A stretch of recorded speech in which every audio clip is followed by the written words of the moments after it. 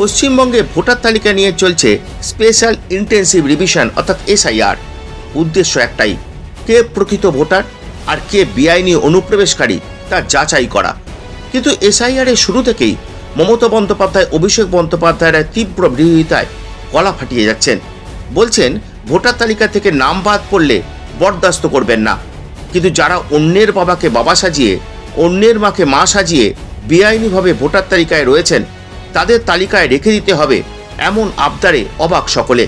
চলুন শুনি বসিরহাটের জিয়াদ দফাদারের কথা, যাকে বাবা সাজিয়ে ভোটার তালিকায় নাম তুলেছেন এক বাংলাদেশি এক ছেলে আমাকে বাবা সাজাইয়েছে। বাবা সাজাবার পরে দেখছি, আমি ভোটের টাইমে আমি দেখছি আমার ছেলেও মাহবুব দফাদার ছেলে।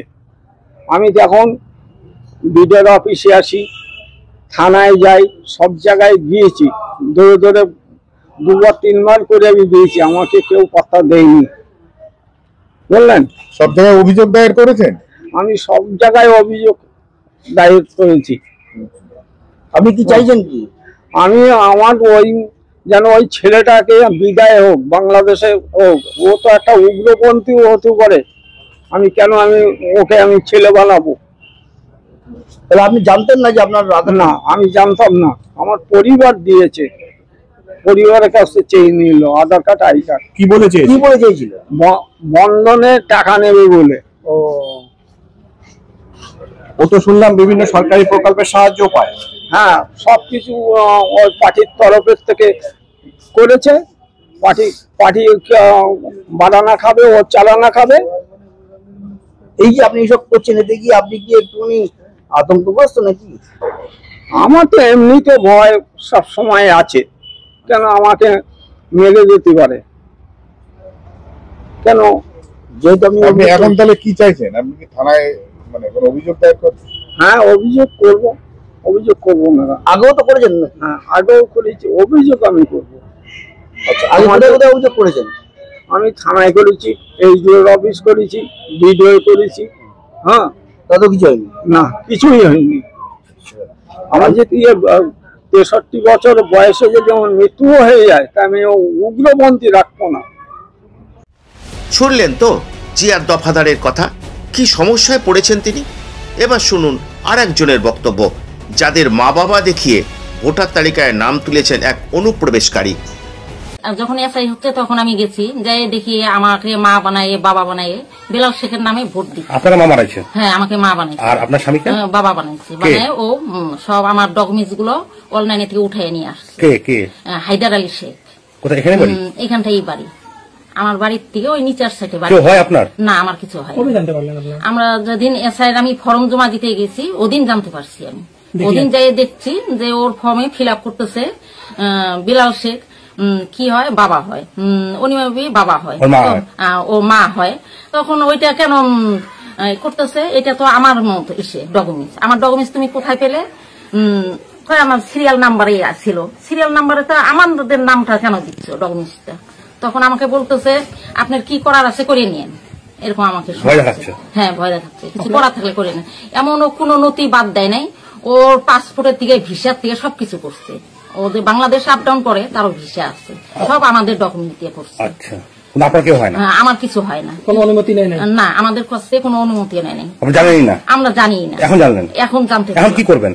এখন আমি চাই এগুলা সম্পূর্ণ ওর কেটে দেবো। আপনি কমপ্লেন করবেন? হ্যাঁ, আমি কমপ্লেন করবো বিডিও অফিসে। বিডিও অফিসে কমপ্লেন করবো। যদি বিডিও অফিসে না হয়, আমার থানায় কমপ্লেন করতে হবে, যাতে ওর সবকিছু আমার ডকুমেন্টস দিয়ে কাটা হয়। এবার আসি এক বাংলাদেশির কথায়, যিনি অকপটে সব সত্যি কথা স্বীকার করলেন। শ্বশুরের নাম দিয়ে আপনি ভোটার কার্ড করেছেন? কত সালে করেছেন এইভাবে? এটা 2002 এর পরে হয়েছে, 2003 সালে এরকম। আপনি কি আদৌ ভারতীয় বাসিন্দা ছিলেন? না, না, ভারতীয় বাসিন্দা নয়। ভারতীয় বাসিন্দা বলতে আমি এসেছি আমার একটা দুর্ঘটনার ক্ষেত্রে আমি এখানে এসেছি। ঠিক আছে, দুর্ঘটনা বলতে আমাকে কিডন্যাপ হিসাবে এখানে নিয়ে আসা। কত সালে এসেছিলেন বাংলাদেশ থেকে? ওটা তো আমার তখন তো বাচ্চা, তো তখন আমার কোনো ছিল না, জ্ঞান ছিল না কত সালে হয়েছে। কত বছর আগে এসেছেন? মোটামুটি আমার এখানে আসা হয়ে গেছে 35-এর উপরে হয়ে গেছে। কোথায় ছিলেন প্রথমে? হ্যাঁ, হাওড়া তপসিয়ায় ছিলাম, ওখান থেকে এসে আমতায় ছিলাম, আমতার থেকে বাংলান চদপুরে ছিলাম, তারপরে বিয়ে শাদী করে এইখানে আছে ফুলগাছি। এই যে ডকুমেন্টগুলো কি করে তৈরি করছে, যে ভোটার কার্ড, আধার কার্ড? ওটা তখন আমাদের গ্রাম থেকেই আর কি করা হয়ে গেছে। শ্বশুরের নাম দিয়ে হয়েছে? হ্যাঁ, না, শ্বশুরের নাম দিয়ে কি করা হয়েছে, যখন আমার বিয়ে শাদী হয়ে গেছে সে কোথায় যাবে? এই যে এখন এসআইআর ফর্ম ফিল আপ করেছেন? হ্যাঁ, এসআইআর ফর্ম ফিল আপ করেছি, যত আমার কাছে ফর্ম এসছে ওই জন্য আমি ফিল আপ করেছি আমার শ্বশুরের নাম দিয়ে। কিন্তু এক্ষেত্রে সেটা তো কার্যকর হবে কি? এবার কার্যকর না হয় এবার কি করে বলবো বলুন আমরা। এরপর তাহলে কি করবেন, ডকুমেন্টস কি করে দেবেন বাবা? এবার দেখা যাক কি করা যায়, আর কি বলবো, আর এত উত্তর কিছু সেরকম কিছু নেই। হ্যাঁ, এখন দেখা যাক। কে কে আছে ফ্যামিলিতে আপনার? ফ্যামিলিতে আমার দুটো মেয়ে আছে, একটা ছেলে আছে, আমি আমার ওয়াইফ। সমস্যায় বললেন তো? সমস্যা বলতে হয়তো যদি পড়ি আমি একা পড়বো, আমার স্বাভাবিক। তাদের তো সব আছে।